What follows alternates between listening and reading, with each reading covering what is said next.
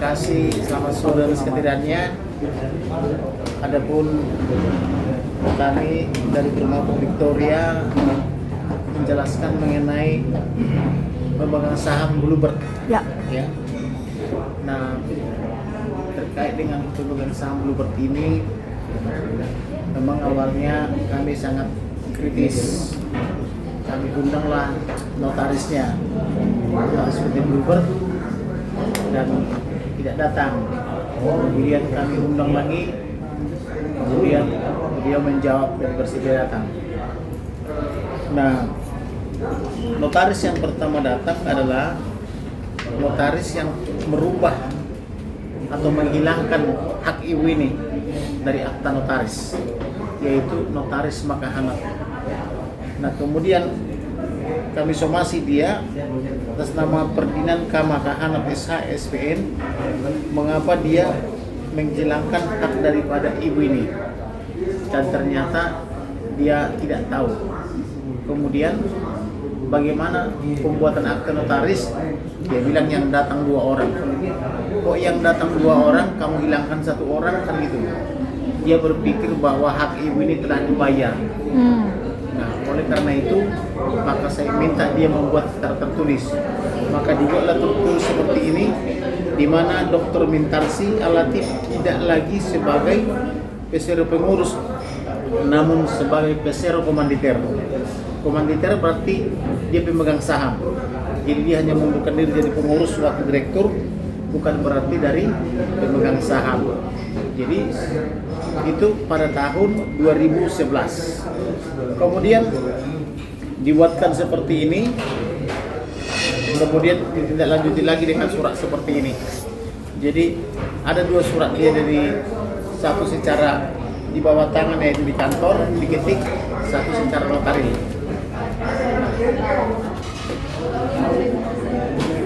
Nah, inilah dari notaris Makahanap. Dialah yang menulis pertama kali atau yang menghilangkan pertama kali ibu ini dari pemegang saham. Lalu setelah demikian kami surati lagi dengan direktur yaitu Purnomo dan yang lainnya, Bapak Kresna Priawan Jojo Sudojo, kemudian Bapak Dr. Haji Purnomo Prawiro, dan Saudari Sri Lestari, yaitu notarisnya. Kemudian ini, kemudian dijawab oleh dia ini. Pertama kali tidak dijawab, kedua kali tidak dijawab, ketiga kali dijawab. Nah, kemudian jawaban ketiga sama semuanya, yang pada pokoknya mengatakan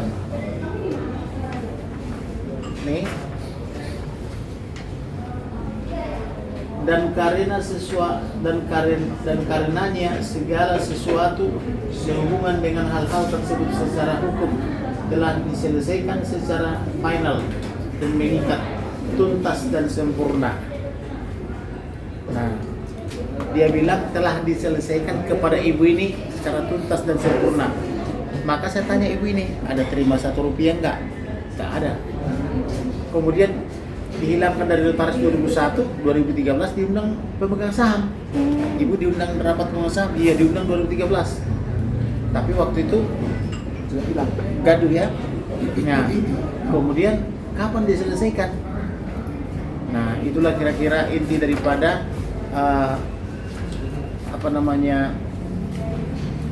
real saya. Tetapi ini kami jawab sekali lagi, tanya kepada kliennya dengan cara bagaimana dibayar. Untuk itu saya persilakan apakah ada pertanyaan dan sebagainya. Jadi mungkin kerugian yang lagi imitasi apa aja Pak? Ibu ini pemegang saham 33%. DCP Lestiani. Ya. Jadi di Bluebird 21,67%. Di DCP Lestiani dia pemegang saham 33,3%. Di Bluebird 21,67%. Tapi sekarang masih. Kalau tidak dihilangkan. Ibu sebenarnya sebelumnya ada punya masalah tidak sih Bu dengan para pemegang saham lainnya Bu? Sebetulnya nggak ada masalah apa-apa. Jadi sebelumnya ada masalah di mana seringkali terjadi kericuhan. Kericuhan seperti apa Bu? Ya ribut-ribut terus. Ribut ke saya, lalu ke pemegang saham lain yang banyak muncul di TV juga karena dianiaya oleh Purnomo dan keluarga, dan sahamnya juga diambil, didilusi. Itu terjadi keributan. Saya bukan bergabung, tapi dia digencat, saya juga digencat. Akhirnya saya mundur sebagai pengurus. Namanya mundur sebagai pengurus, hartanya, kekayaannya ikut diambil. Disitulah harta saya hilang. Yang jelas tidak mundur sebagai pemegang saham atau komanditer. Hanya pengurus ya Bang? Hanya pengurus. Ketika Ibu tahu mengetahui hal tersebut, gimana Bu? Mungkin ada komunikasikah sebelum adanya mungkin para notaris ini datang ke Ibu? Komunikasi lewat pengadilan sudah terjadi, dan jawabannya hasilnya NU tidak dapat diterima, jadi ya nol lah. Netral. Mungkin langkah apa lagi Bang? Disembuh. Langkah kami yang sekarang sedang menyurati pengacaranya, karena dia tidak perlu pengacara. Maka kami surati, tanya dulu klienmu dengan cara bagaimana dibayar dan tuntas hak ibu ini. Nah setelah itu berikan kepada kami. Jangan hanya pakai argumentasi kertas doang. Tanya dulu klienmu dengan cara bagaimana klien saya dibayar gitu. Kalau sudah dijawab, itu sudah final, berarti kami akan menempuh jalur kepolisian atau pidana maupun perdata.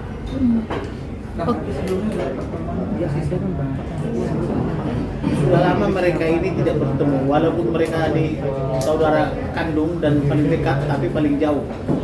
Sikapnya bermusuhan. Ibu mungkin bisa di-announce mungkin hubungannya Bu, ini kan 4 ya atau 3 pemegang? 3 bersaudara. 3 bersaudara ini siapa saja Bu? Jadi sebetulnya pemegang saham awal dari PT Bluebird Taksi itu pendirinya ada 8 orang. Jadi akhirnya berkurang dan akhirnya menjadi PT Bluebird Taksi dengan 2 keluarga. Keluarga saya Dengan ada kakak saya, ada saya dan adik saya, dan keluarga Suryo Wibowo itu keluarga lain. Jadi waktu mendirikan perusahaan kita bergabung. Nah perusahaan lain itu juga dikejar juga, yang itu banyak viral dianiaya itu, yang melibatkan PHD.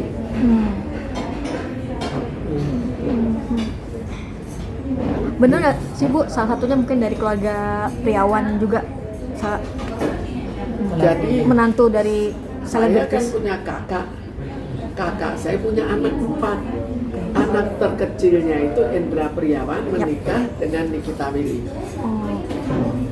Itu turut digugah juga berarti Bu, orang Itu tuanya. jadi ini tahapannya panjang. Jadi nanti kita jangan semuanya sekaligus, ya nanti malah jadi kacau kan seluruhnya sekaligus. Jadi kita satu demi satu. Sekarang kan yang dituntaskan kan masalah makanan itu, dan semua yang terikat dengan masalah makanan. Bu, berarti kan atau diduga ikut terlibat juga berarti apa orang keluarganya si Ida Pirawan itu. Ya, sekarang kita lihat bahwa dia waktu itu masih kecil, jadi dianggap terlibat, dianggap tidak. Kalau dia kan, kalau memang saham saya diambil dan diberikan ke dia juga, dia terlibat apa enggak namanya? Apa namanya sekedar penadah atau bagaimana? Kan nggak tahu juga. Itu semua kita buktikan. Berarti memang saham Ibu yang 33 itu 33,33% dari CV. Jadi kalau di Bluebird-nya 15% plus 6,67%. Itu larinya? 21, ya. larinya ke Kedua saudaranya ibu itu. 21,6%. Bu, itu larinya kedua saudaranya ibu itu. Iya, ya. Itu cukup besar, bayangkan. Dari Bluebird sekian kan besar sekali. Bu, berarti ada dugaan dua saudara ibu itu sekongkol untuk Menyingkirkan. menghilangkan nama ibu sebagai pemilik Ya, saham. mestinya kalau kita lihat dari awal ya, kita lihat begitu dilakukan suatu akte, dibuat akte, saya tidak ikut. Kok bisa saya tidak ikut? Kan lucu juga saya nggak ikut. Lalu tiba-tiba nama saya mereka akui nggak ikut, tidak memiliki apa-apa. Apakah bisa begitu? Terus harta saya dialihkan ke Purnomo dan Chandra. Kalau pengalihan harta kan pertama, kemana harta itu dialihkan? Kedua, bagaimana perhitungannya? Dasar perhitungannya apa? Ketiga, pembayar. Jadi masih ada banyak. Tapi ini kok bisa langsung, oh saya tentukan kamu nggak makin dibayar, pokoknya kamu sudah lunas. Kok lucu gitu? Kenapa kok bisa harta saya beralih ke Purnomo dan Chandra yang sedang bermusuhan dengan saya? Kan lucu. Bu, kalau perihal nominal, ini kan harta ibu hilang ya. Bicara nominal sendiri itu berapa banyak sih Bu? Sekarang gini, cara kita ngitung secara sangat sederhana. Kalau saya punya 21,67%, lalu kita lihat di Bluebird, itu kita lihat Bluebird berapa banyak sih mobilnya? Kita lihat di berita kan suka ada dia punya berapa puluh T. Itu tinggal kita hitung berapa. Jadi ya triliunan lah harta saya.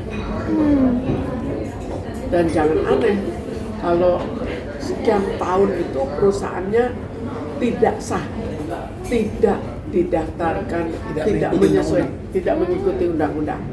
Undang-Undang nomor 1 tahun 1995, Undang-Undang nomor 40 tahun 2007 tentang PT.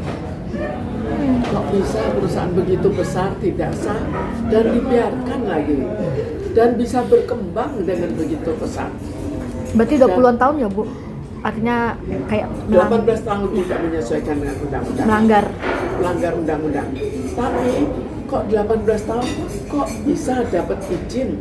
Kan setiap 5 tahun izin taksi harus diperpanjang. Jadi ya nggak tahu juga cara mainnya bagaimana atau cara pengesahannya bagaimana. Belum monopolinya. Apa nggak lihat bahwa monopolinya berjalan terus? Apa tidak lihat bahwa dari ya 30-an atau 40-an perusahaan taksi akhirnya sekarang sisa berapa? Bu, Itulah akibat monopoli.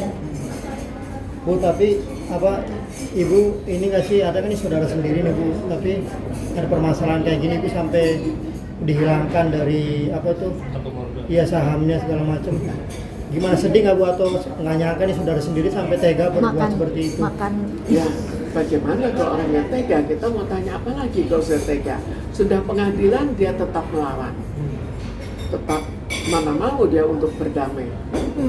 Jangankan untuk apa?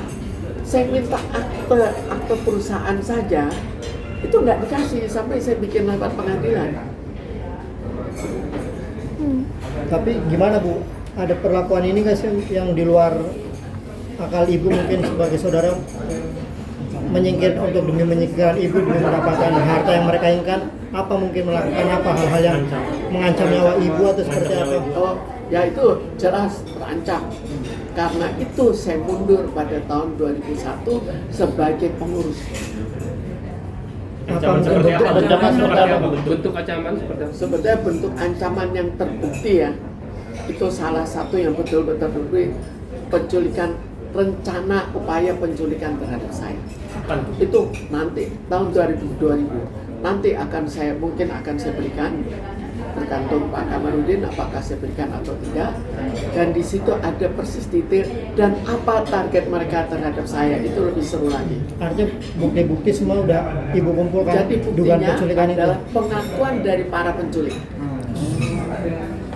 Dan pengakuan itu bukan ke saya, dibuat di akte notaris. Cukup kuat nggak? Jadi paling tidak itulah pengakuan penculiknya. Berarti komunikasi sudah terputus ya Bu? Bagaimana? Komunikasi terputus antar saudara? Ya, komunikasi terputus total. Berarti total sudah putus komunikasi dari berapa lama Bu? Ya, sejak sebelum 2001 sudah terputus. Sekarang tahun 1994 sebetulnya sudah mulai terputus. Jadi pada saat itu ada saham saya di PT Sigler itu diambil. Diambil dan akhirnya saya ke pengadilan. Tapi pada saat itu saya masih tetap bisa memenangkan dan kembali ke saya walaupun akhirnya langsung saya jual dengan harga murah. Bu, ibu Itu bisa. contohnya. Bu, ibu kan ada tadi sempat dugaan penculikan, bisa akhirnya selamat ibu, seperti apa mungkin perjuangannya, kabarnya sempat disekap juga ibu. Ya, jadi kalau terhadap penculikan, terkadang kita ada suatu yang namanya nasib. Ada suatu yang namanya nasib. Kita tidak tahu bagaimana berjalannya, tapi kok bisa lolos. Termasuk pada saat saya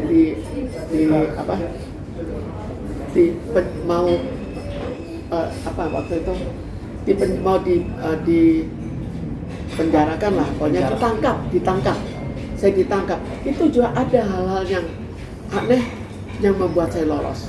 Dan itu betul-betul kejadian-kejadian yang di luar dugaan, tapi membuat kita lolos. Demikian juga dalam salah satu pengakuan mereka adalah di tempat di Kuningan itu saya sudah dikurung oleh mereka. Dikurung, tapi kenapa kok saya tidak berhasil ditangkap? Tiba-tiba ban mereka meledak. Dan akhirnya semua kaget, semua diam. Itu contohnya. Sekarang bagaimana lolosnya? Ya nggak tahu, mungkin tengah-tengah juga ada cara-cara lolos yang lain. Itu yang diakui oleh para penculik. Sampai saat ini Bu, setelah itu masih ada Teror yang apa gitu? Kalau di belakangan, rumah gitu. kalau dulu ya, kalau sekarang belakangan sudah tidak lagi. Kan kalau lihat dokumentasi itu bisa dilihat bagaimana mereka mengikuti saya satu persatu tim penculikan. Itu bisa dipelajari dan itu persis sesuai dengan teori bahwa penculikan ada tahap 1, tahap 2, tahap 3 itu ada. Itu ditulis juga. Hanya di situ hanya sampai tahap 2. Oh, berarti kasarnya mereka sudah punya rencana Bu ya, step by step untuk menculik ibu. Iya. Sudah membuat rapat, sudah mengumpulkan dan mereka sudah bekerja selama 1 tahun. Berarti mulai awal terakhir dari saya penculikan dari tahun 2001 sampai tahun berapa? Penculikan itu terjadi pada tahun 2000. Saya keluar sebagai pengurus tahun 2001. Jadi dari situ bisa dibayangkan kalau saya sudah mau diculik, apakah betul nggak suasana sudah tidak enak? Apakah betul nggak suasana sudah mengerikan? Apalagi dengan pemegang saham lain yang jelas-jelas dianiaya, ada visum et repertumnya dan dianiaya di depan saya. Oke. Ibu, ini kan tadi kan komunikasi sudah terputus antar saudara. Tapi dengan para keponakan ataupun ini masih ada komunikasi mungkin dengan Indra mungkin atau seperti apa, Bu? Jadi komunikasi kita hanya ya ketemu halo, tapi itu hanya dengan anak-anak dari kakak saya, dengan anak-anak dari adik saya Purnomo, itu ya seperti nggak kenal saja. Oh, tapi dari keluarga Priawan masih ada yang Ya hanya say hello gitu, itu saja sudah. Tapi ya hanya apa ya namanya, hanya say halo lah. Basa-basi. Basa-basi, bukan basa-basi lagi, hanya begitu aja. Ibu, maaf ini kan sudah terpaut hampir 23 tahun ya Bu. Nah, kenapa Ibu akhirnya mengungkapkan Jadi kita melihat bahwa pada tahun 2001 jelas sudah masalah ya. Akhirnya saya mundur. Tapi kapan saya tahunya? Saya tahunya baru pada 2013. 2013 itu saya membuat beberapa gugatan. Dan itu cukup banyak gugatan, apalagi pemegang saham lain juga ikut menggugat juga. Setiap dia menggugat, saya ikut jadi turut tergugat. Jadi kan nggak mungkin saya bikin puluhan perkara sekaligus dalam waktu sekian lama. Jadi tetap saya lakukan, cuma tetap ada tahapan, tetap saya ikuti. Oh ini ada perkara ini, saya ikut jadi turut tergugat. Ya sudah, saya akhirnya ya mempersoalkan hal itu dulu. Bang kan udah somasi abang ya ke para notaris aja. Sudah somasi Nggak ada jawaban. sebanyak 3 kali dan sudah dijawab kemarin, dan jawabannya itu membingungkan kita, dibilang sudah beres dan tuntas. Maka saya tanya lagi, tuntasnya di mana, beresnya di mana, tolong lebih rinci gitu lah. Berarti nunggu kapan lagi bang? Artinya setelah somasi ini? Kita tunggu jawabannya, itu jawaban yang final. Ini ada pengacara Lubis Gani dan Surowijoyo. Nah,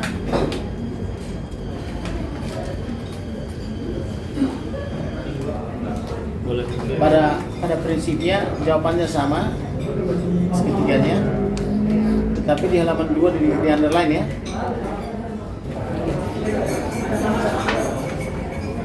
Di halaman 2 dikatakan poin 4. Halaman 2 poin 4, dan karenanya segala sesuatu sehubungan dengan hal-hal tersebut secara hukum telah diselesaikan secara final dan mengikat, tuntas dan sempurna. Nah, apa itu artinya?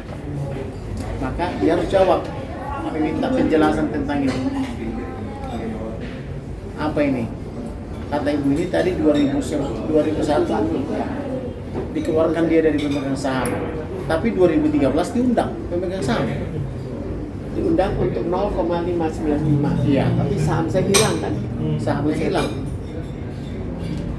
Nah itu loh. Kalau sudah tidak pemegang saham tidak dipanggil lagi dong. Tapi kan tahun 2013 dipanggil pemegang saham Untuk untuk 0, sekian. Oh, iya. Jadi sudah kami berikan jawaban dan segera ditanggapi oleh pengacaranya. Oke bang. Terima kasih.